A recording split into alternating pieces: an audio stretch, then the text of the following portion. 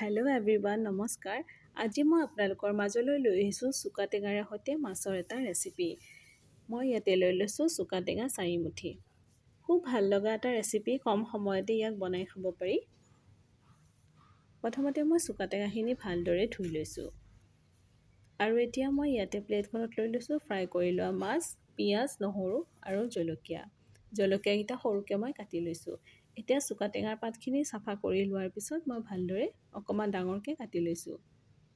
এতিয়া কেৰাহী এখনত মিঠাতেল দি দিছোঁ আৰু মিঠাতেলখিনি গৰম হোৱাত মই ইয়াতে পিঁয়াজ, নহৰু আৰু জলকীয়াখিনি দি দিছোঁ আৰু ভালদৰে 2 মিনিটৰ বাবে লৰাই থাকিম।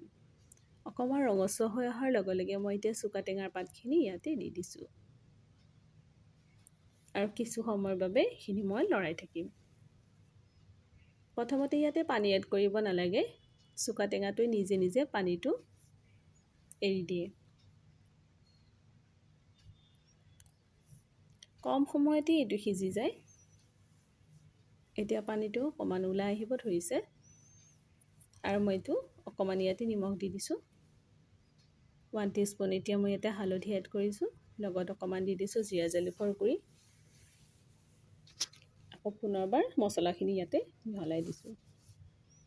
এতিয়া মই গেছটো ল' ফ্লেমত ৰাখিছোঁ আৰু চুকা টেঙাখিনি অকণমান বইল হৈ আহিব ধৰিছে, তেতিয়া কম পৰিমাণে ইয়াতে মই পানী এড কৰি দিছোঁ। পানীখিনি দিয়াৰ পিছত মই আকৌ এবাৰ ভালদৰে লৰাই দিম।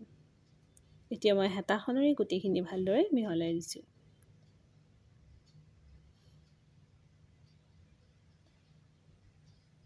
আৰু মই অকণমান সময়ৰ বাবে ঢাকনি এখন ইয়াত লগাই দিছোঁ। বইল অহাৰ লগে লগে মই ইয়াতে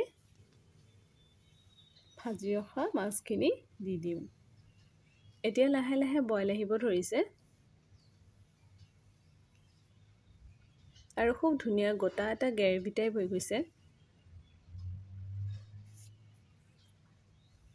এতিয়া মই ফ্ৰাই কৰি ৰখা মাছখিনি ইয়াৰ ওপৰত দি দিছোঁ আৰু ভালদৰে এইখিনি ইয়াতে মিহলাই দিলোঁ।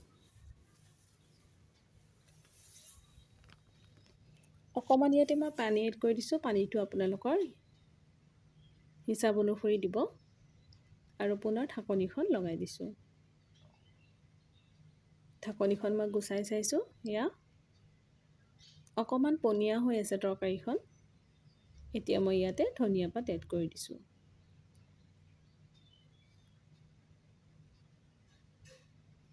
মাছখিনিও হৈ আহিছে। এতিয়া চুকা টেঙাৰ জোলটো অকণমান পনীয়া হৈ আছে, লাগিলে আপোনালোকে এনেকৈও ৰাখিব পাৰে আৰু নহয়তোবা আপোনালোকে ইয়াতকৈ গোটা কৰিব বিচাৰিলেও কৰিব পাৰে, পনীয়া কৰিব বিচাৰিলেও কৰিব পাৰে। মই যিহেতু অকণমান গোটাকৈ ৰাখিব চেষ্টা কৰিছোঁ। এতিয়া ধুনীয়াকৈ তৰকাৰীখন মই উলিয়াই লৈছোঁ। আৰু যদি ৰেচিপিটো ভাল পালে লাইক, শ্বেয়াৰ আৰু ছাবস্ক্ৰাইব